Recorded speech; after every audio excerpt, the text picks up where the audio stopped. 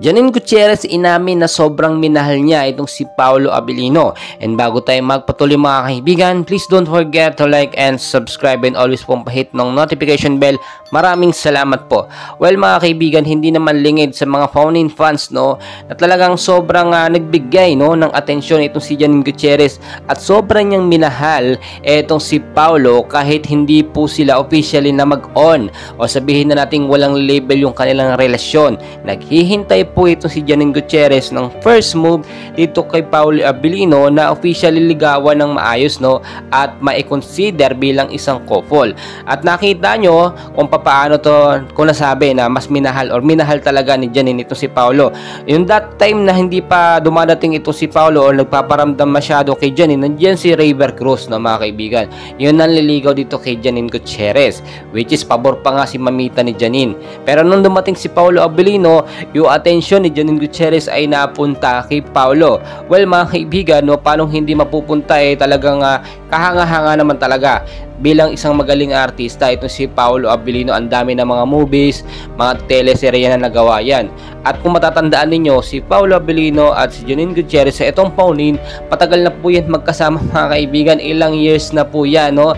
Talagang magkasama sila sa mga movies, sa mga events, sa mga mall tours, no? Kahit sa Amerika nagkakasama po sila. Kaya naman ito pong pangyayari na ito, totally hiwalayan na po, no? Wala nang paunin mga kaibigan. Pero yung mga fans, syempre nag-i-stay pa rin sila sa mga dito kay Paolo Abilino at Janine Gutierrez, founding fans no, forever.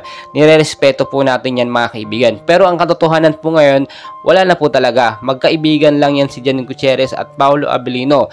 Wala pong label ang kanilang friendship no, or hanggang doon lamang po sila dahil nga etong si Paolo Abilino ay nalilink na nga po dito kay Kim Chiu. At kung titignan po niyo, simula po kasi may pinagsamahan nila itong isang movie na ito na talagang sumigat at trending, doon po nabigyan ng label yung kanilang pagkakaibigan no. At may mga pictures na kumakalat na nakikita po natin sa social media na magkasama itong si Paolo Abilino at si Kim Chiu. Dahil na nga po noon mismo at nakuha rin natin sa ating source no na si Paolo Abilino ay since bata no, crush na talaga niya no itong si Kim Chiu kahit noon pa. Talagang wala tayong masasabi diyan kasi si Kim Chiu magaling talaga, ang pakatalino no, maganda pa. Pero syempre alam niyo naman, choice pa rin talaga ni Paolo Abilino kung sino po yung gugustuhin niya, si Janine Gutierrez or si Kim Chiu. Kung saan sila magiging masaya, yun suporta ng mga fans, dapat ganoon na lang po ang mangyari. Wag na pong i-bash etong si Paolo Abilino kasi choice naman niya yan no. Wala naman silang officially na relasyon ni Janine, so malaya itong si Paolo.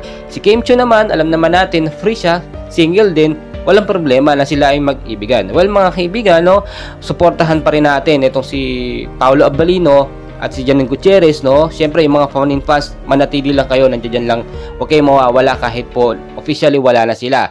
At ito namang Kim Pao, bagong sinusuportahan ito ng mga fans, and hopefully talaga tumagal ito at makapagbigay ng inspirasyon sa lahat din ng kanilang mga fans. Patuloy ko kayong i-update mga kaibigan, and please don't forget to like and